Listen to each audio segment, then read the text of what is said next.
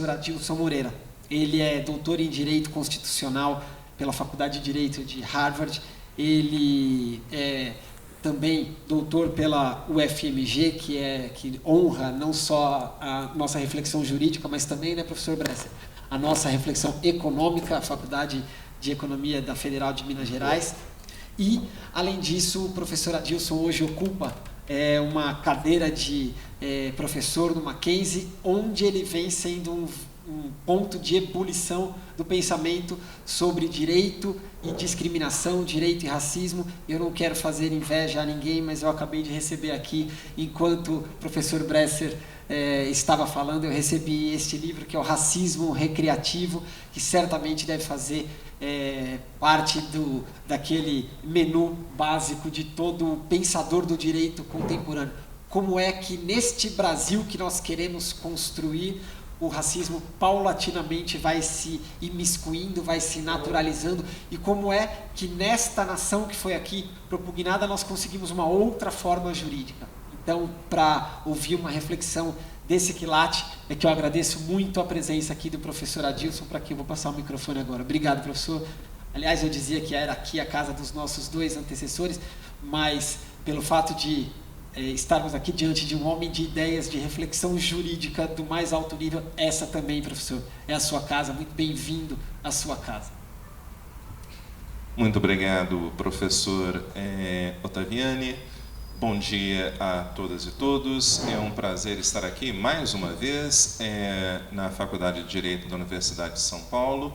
É uma honra estar ao lado do embaixador Rubem Recupero e também do ministro Luiz Carlos Bresser Pereira.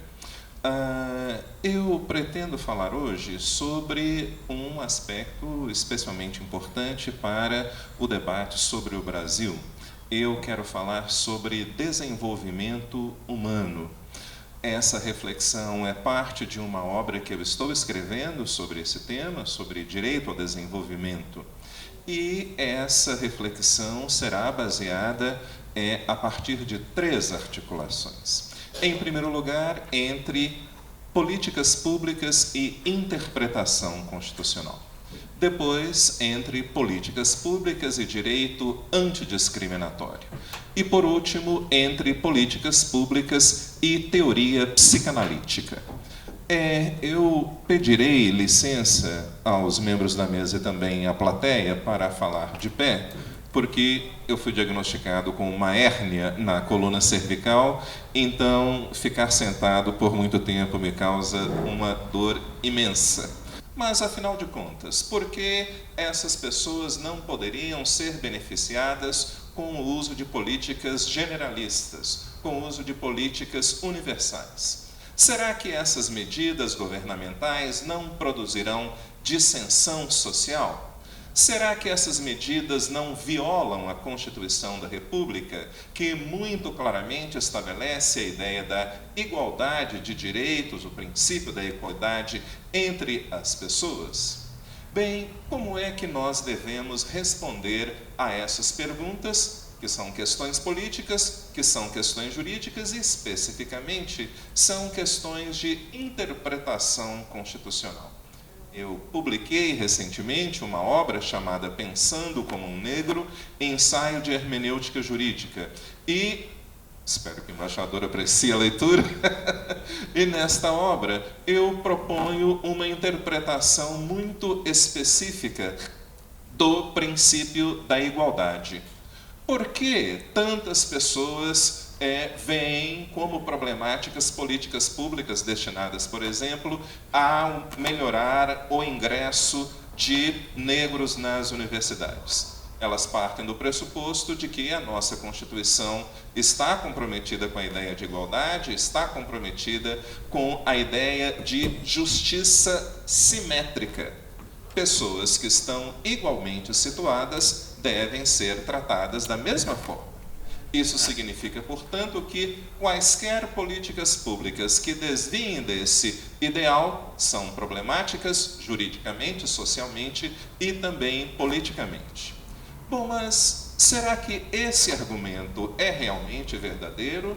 Certamente que não. Se nós analisarmos o artigo 3º da Constituição da República, lá nós vemos quais são os objetivos jurídicos, políticos e sociais da nossa nação. A eliminação da discriminação, a eliminação da marginalização social, o que requer medidas públicas com esse objetivo. Nós vivemos em um paradigma constitucional no qual, apesar do ataque neoliberal, o Estado é visto como um agente de transformação social. Então, medidas públicas destinadas à eliminação da marginalização da discriminação não são, digamos assim, uma escolha governamental. Isso é algo determinado pelo nosso texto constitucional. O mandamento constitucional é claríssimo. O Estado tem uma obrigação a implementar políticas públicas. Mas qual deve ser o caráter, qual deve ser o propósito dessas políticas públicas?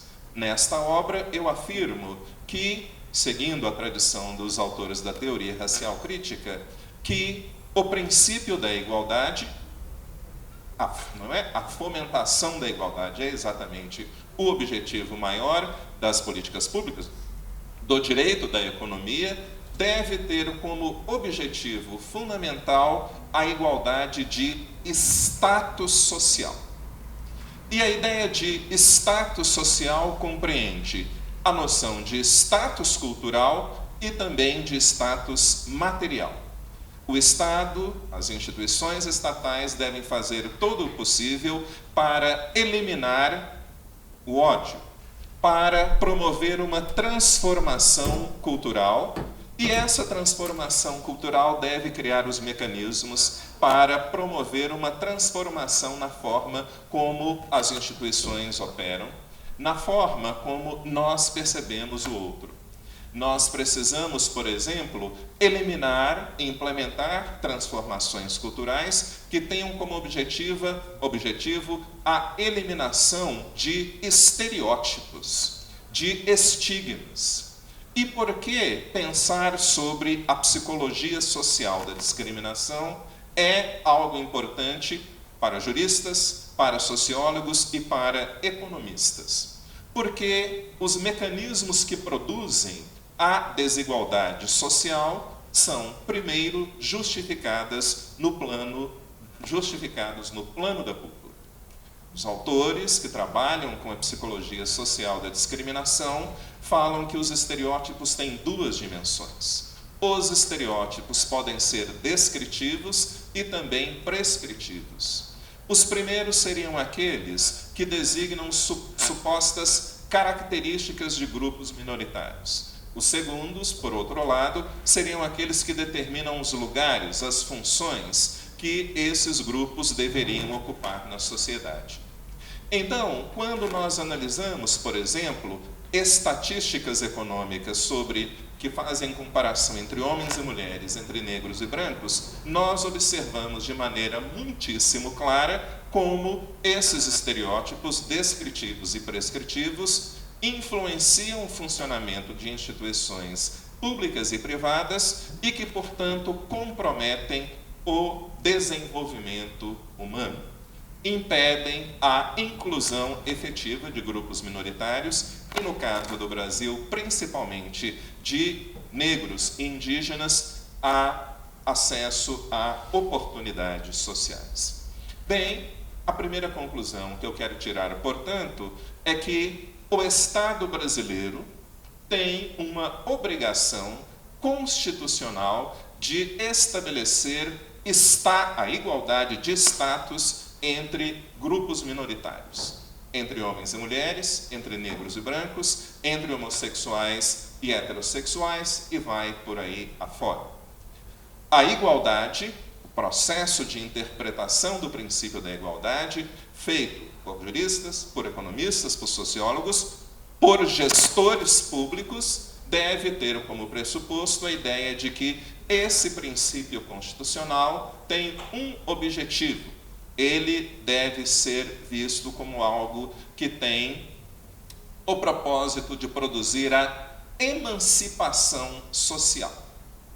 Sem esse objetivo, se nós não estabelecemos políticas públicas, se nós não criamos políticas econômicas que tenham esse objetivo, nós dificilmente conseguiremos produzir desenvolvimento econômico e, especialmente, desenvolvimento humano. Mas tudo isso é ainda muito teórico.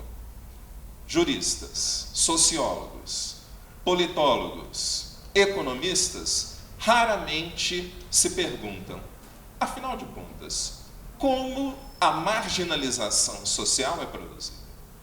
Muitos deles já têm uma resposta pronta. A marginalização é, basicamente, produzida pelo funcionamento do capitalismo.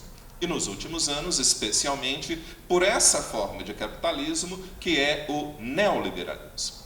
Esta resposta é parcialmente verdadeira, mas certamente não corresponde à complexidade do funcionamento desses mecanismos de exclusão social.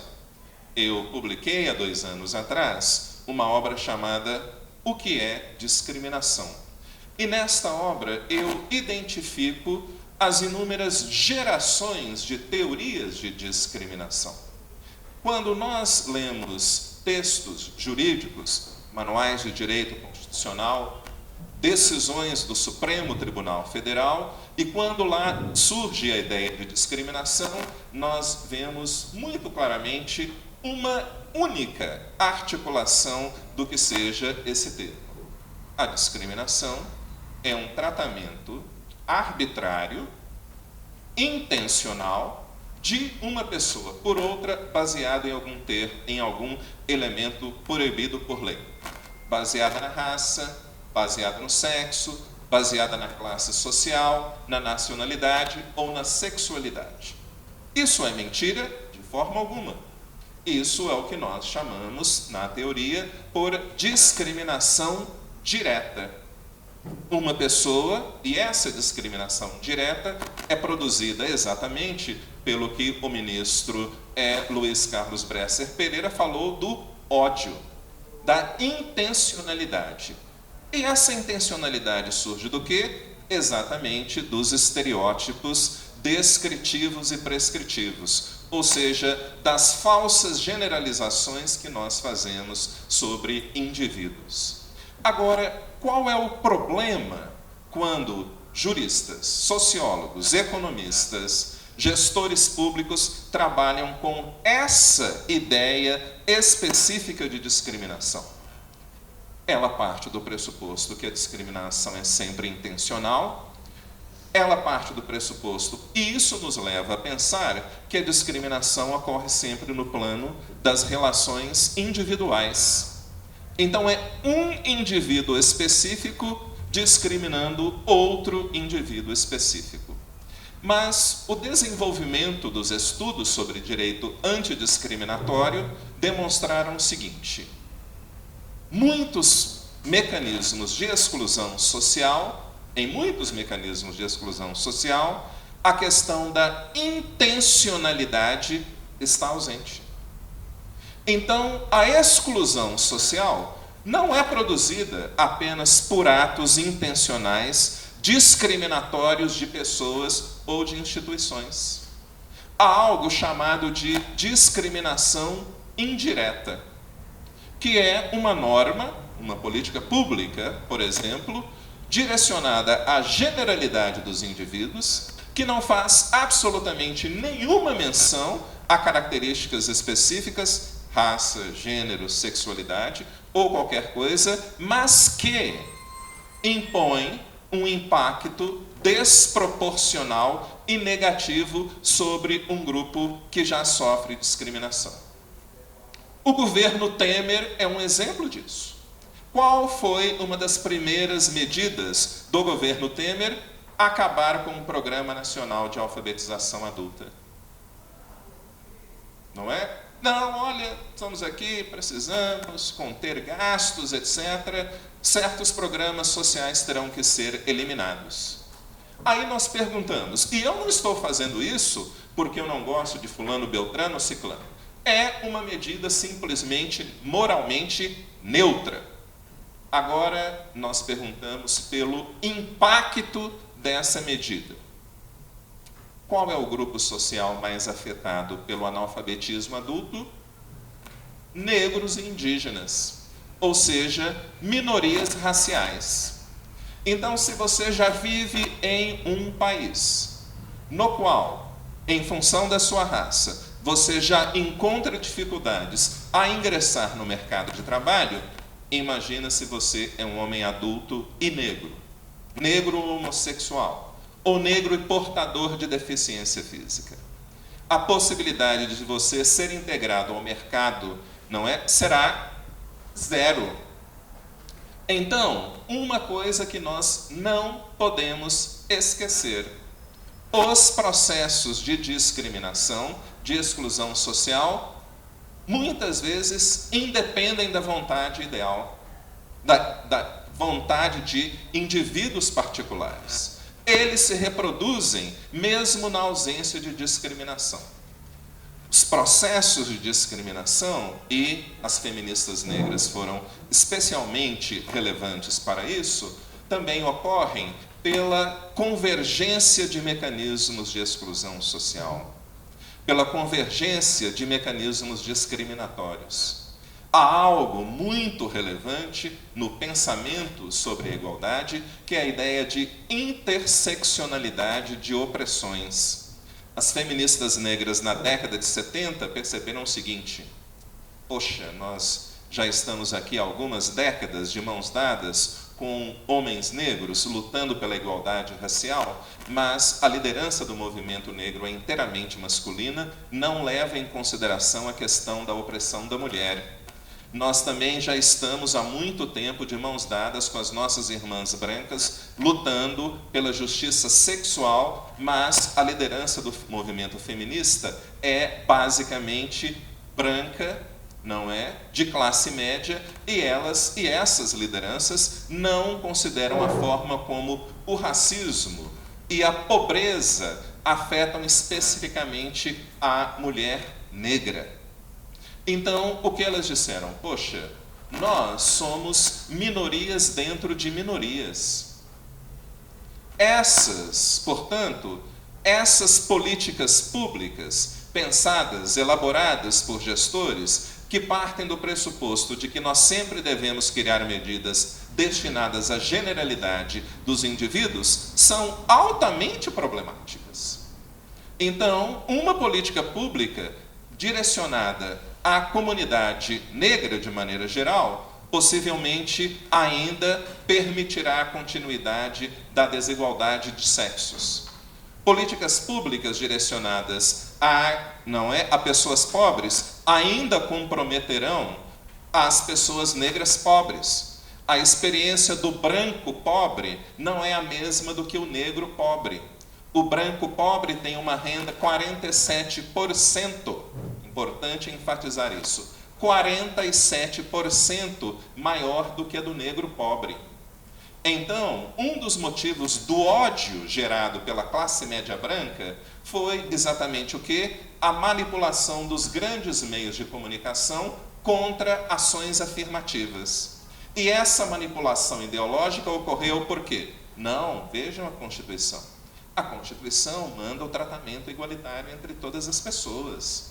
Então, essas políticas, e afinal de contas, nós somos um país racialmente homogêneo. Aliás, nós somos o único país que conseguiu criar uma cultura pública baseada, na miscigenação, na cordialidade racial.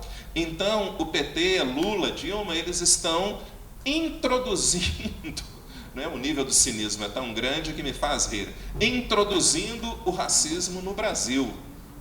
Então, qual é o problema com essa percepção? Exatamente o que a teoria da interseccionalidade demonstra. Agora, a outra questão importante, que também nunca é tocada pelos críticos a políticas de ações afirmativas, a Minha Casa, a Minha Vida, ao programa Bolsa Família, que é a questão da discriminação intergeracional. Vamos imaginar a seguinte situação. Eu e o professor Ottaviani somos colegas aqui da USP. Nós acabamos de formar. Nós tivemos o mesmo nível de aproveitamento global. E eu estou fazendo menção a um estudo real, feito com alunos da Faculdade de Medicina. Bem, o que ocorre quando um homem negro, uma pessoa negra, entra no mercado de trabalho competindo com uma pessoa branca? Ao final de 5 anos, ela estará ganhando 50% a menos do que o homem branco, se for homem, e até 60% a menos se for uma mulher.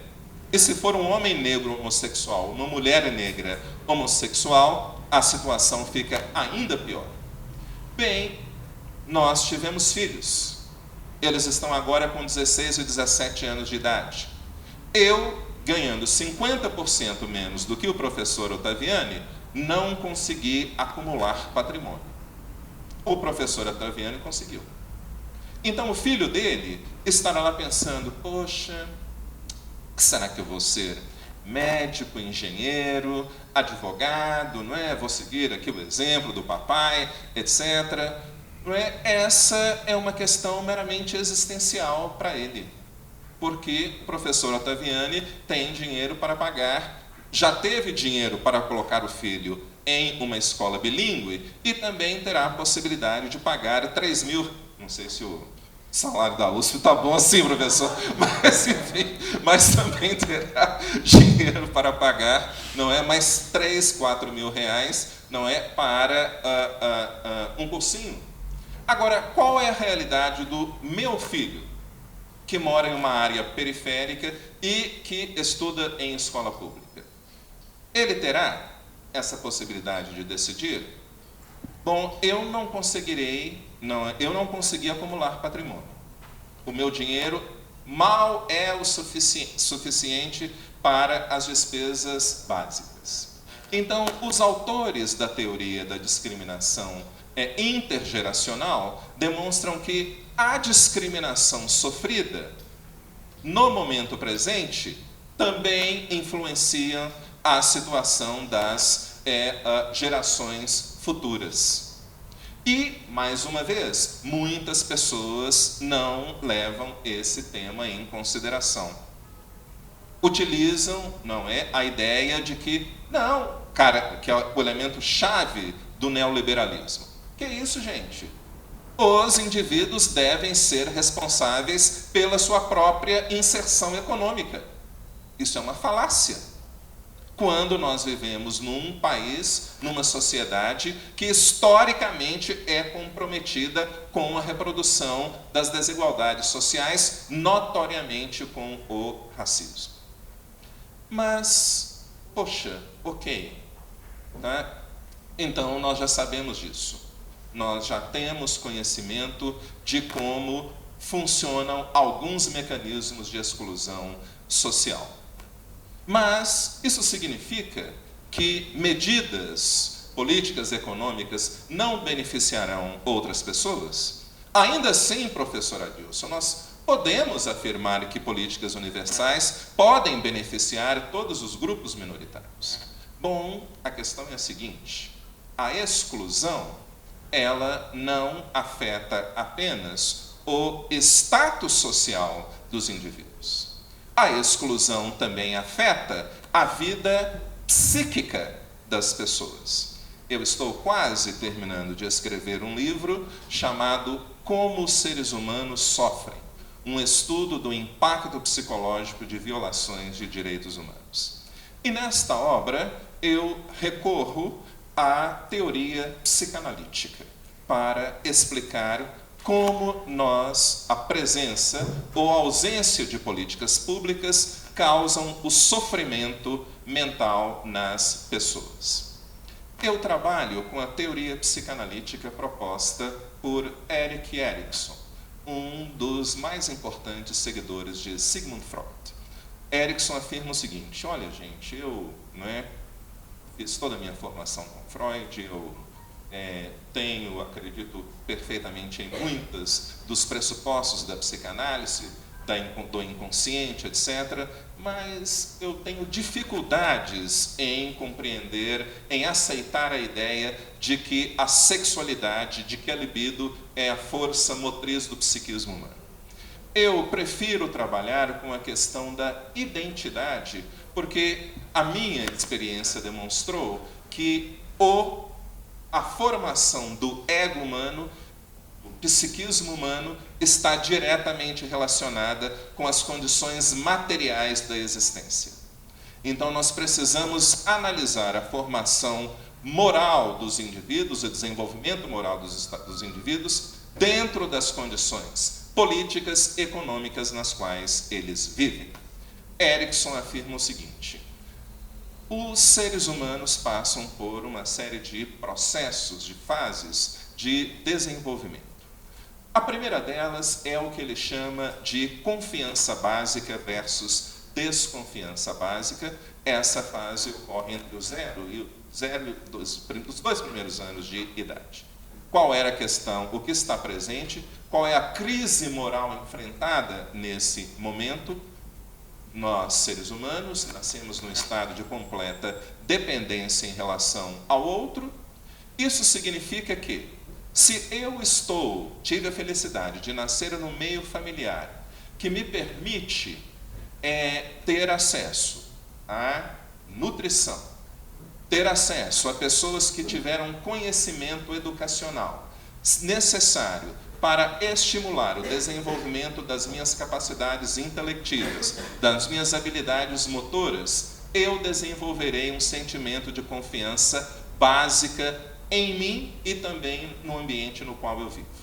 Se, pelo contrário, eu nasci em um momento, em uma família, na qual não há segurança material, na qual não há segurança psicológica, a pessoa desenvolverá um sentimento de insegurança, de desconfiança básica. A fase seguinte é o que Erikson chama de autonomia versus vergonha. O que está aqui em questão, o treinamento do bebê humano para o controle dos esfíncteres. Mas não é só a questão de se a criança vai ou não aprender a fazer xixi no lugar certo, mas de confiança em si mesmo.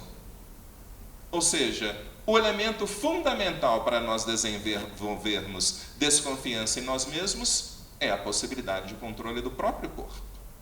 Erikson afirmará o seguinte: entre os 6 e 12 anos de idade, essa teoria foi desenvolvida na década de 50 nos Estados Unidos, e esse é o momento no qual as crianças começam a expandir o círculo de relações pessoais e também os seus referenciais identificatórios.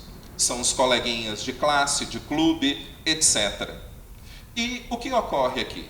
Se a criança teve um desenvolvimento afetivo positivo nas fases anteriores, o que está diretamente ligado às condições materiais da existência dela, o processo de socialização será, mais tranquilo. Essa pessoa se sentirá um ator social competente. Mas, se, pelo contrário, a coisa foi problemática em função da ausência de condições materiais de formação, de preparação, essa pessoa não se tornará, não se perceberá como um ator social competente.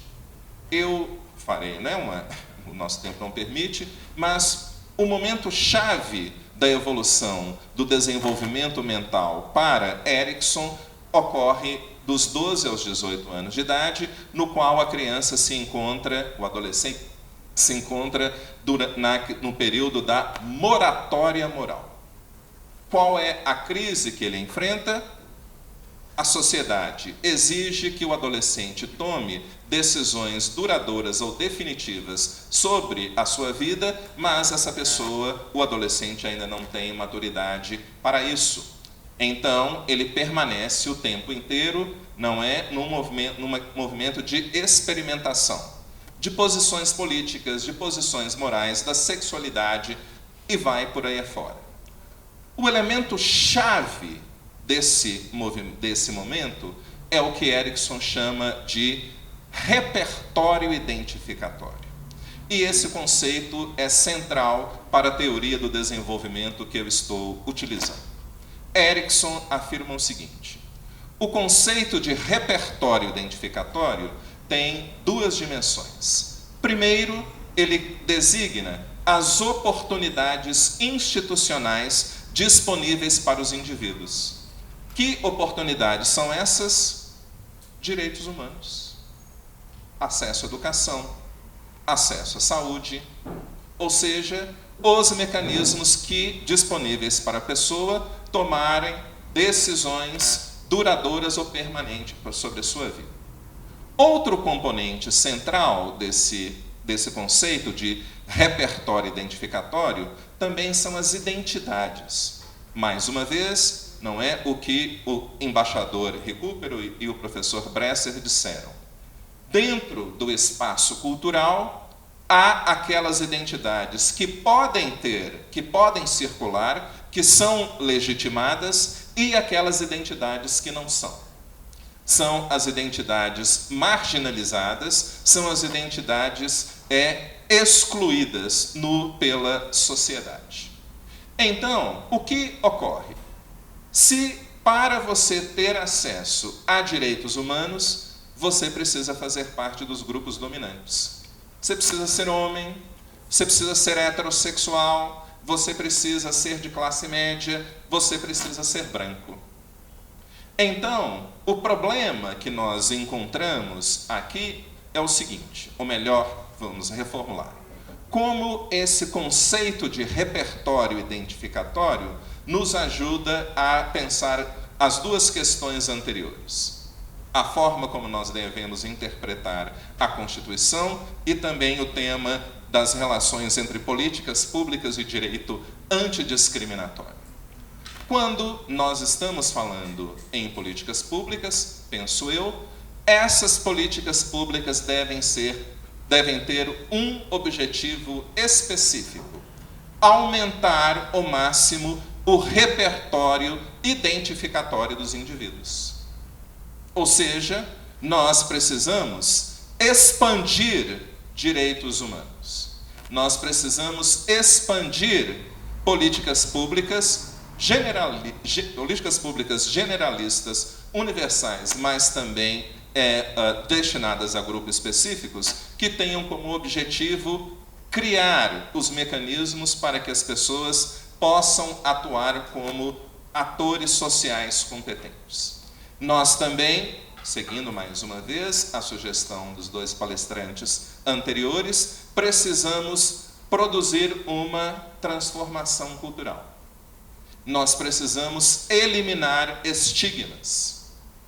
Nós precisamos eliminar preconceitos, estereótipos descritivos e prescritivos, porque são exatamente eles que impedem, não é? Aliás, são exatamente eles que promovem a estigmatização, são exatamente eles que restringem aquelas atividades, aquelas identidades que são legitimadas.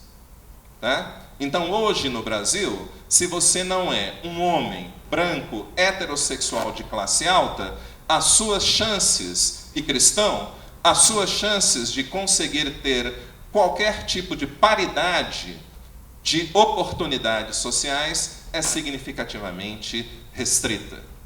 Então, fazendo mais uma vez menção à minha obra que trata sobre a hermenêutica negra, como nós devemos interpretar a Constituição, como nós devemos interpretar o princípio da igualdade. Esse princípio deve ser interpretado de forma a produzir o que a professora Nancy Fraser fala de condições de paridade, de participação. O sistema capitalista precisa ser harmonizado com a democracia e com a cultura dos direitos humanos, de forma que as pessoas possam ter, primeiro, condições subjetivas de paridade, de participação. E por isso a professora Nancy Fraser afirma: as instituições não podem reproduzir, direto ou indiretamente, estereótipos negativos sobre grupos minoritários. Também há necessidade da criação de condições objetivas de paridade de participação, diz a professora Nancy Fraser, ou seja, as pessoas precisam ter acesso a direitos. As pessoas precisam ter acesso a direitos sociais. E é por meio do investimento a direitos sociais, como afirma, entre outras pessoas, o famosíssimo economista Amartya Sen, que nós vamos criar sujeitos economicamente ativos. Sem a produção de sujeitos econômicos competentes, nós definitivamente não iremos a lugar algum. Muito obrigado pela atenção de vocês.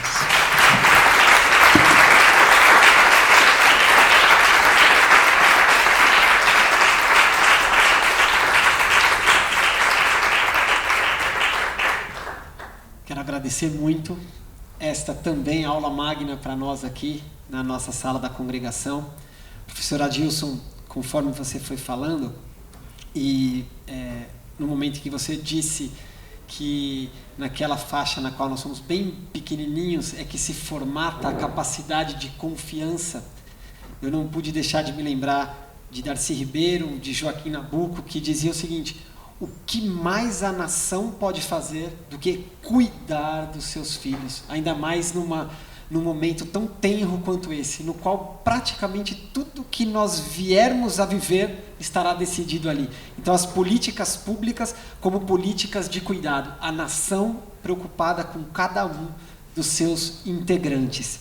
E o programa do Joaquim Nabuco, olha só, quase ali no início do Primeiro Império, aliás, andava com um jovenzinho cheio de esperanças de fazer algo relevante, tinha 23 anos, o Dom Pedro I, quando a independência foi decretada. O programa do Joaquim Nabuco falava em fim da escravidão, alfabetização, industrialização e preservação do meio ambiente. Isso aqui é mais moderno do que todos os programas que nós viemos a ser capazes de desenvolver até agora, porque estas 4 pautas ainda estão inconclusas entre nós até aqui. E tudo aquilo que nós tivemos a oportunidade de ouvir agora com o professor Adilson, talvez me remeta a como é que nós pegamos a imaginação institucional dos juristas, dos economistas, olhamos para cada um de nós e onde estivermos precisando construir um degrau, que inclusive pode ser diferente ali, porque nós estamos olhando o todo, nós vamos ter que construir um degrau para cada um. Talvez, portanto, nosso grande papel para construirmos este país aqui, que cria a confiança, seja a construção destes degraus, se é que eu me expressei no plural correto, degraus ou degrais, não sei. E aí eu me lembrei do que o professor Adilson falando aqui, professor Bresser e professor Recupero, sobre como é que nós saímos deste momento em que nós nos encontramos, qual que é a possibilidade da gente chegar mais perto daquele país que nós almejamos a vir a ser. E a expressão de confiança que o professor Adilson nos trouxe me remeteu a um encontro que é absolutamente inusitado entre um menino branco de classe média, que, portanto, tem muito acesso à alfabetização. Só que ele, quando ele vai andando ali pelos morros, ele está absolutamente encantado com o ritmo que ele está ouvindo lá para baixo. E aí o nome dele não é o Rosa, ele fala: puta, mas eu não sei fazer muito bem isso, eu sei escrever. Só que lá no outro canto da cidade, onde a alfabetização não está chegando, porque os degraus não estão construídos, por outro lado, um daqueles conseguiu se apropriar de toda a melodia que ele era capaz de ouvir por todo canto onde tinha acesso à educação e começou a se alfabetizar. E aí então o Cartola começa a desenvolver toda a sua obra. E aí, nesse encontro, que por um momento existe entre os dois ali a confiança de um no outro, a possibilidade, porque os degraus se deram de lá para cá, porque o olhar ao diferente conseguiu constituir uma identidade que é superior ao conflito no qual nós estávamos. Nós abrimos uma fresta na utopia. E aí então nós temos esta obra, tanto de um quanto de outro, que talvez nos constitua como modernidade, a possibilidade de nós olharmos para o povo brasileiro nas suas várias manifestações e falar: como é que eu abro espaço para este talento que está aqui? Então, professor Adilson, eu só posso te agradecer, porque agora você nos obriga a todos a pensar como é que nós usamos o direito a economia, para construir as instituições da confiança, os degraus que nós precisamos para que cada um de nós possa dar este passo que nos foi pedido hoje aqui pelos nossos mestres, para que a gente construa este Brasil que a gente gostaria de vir a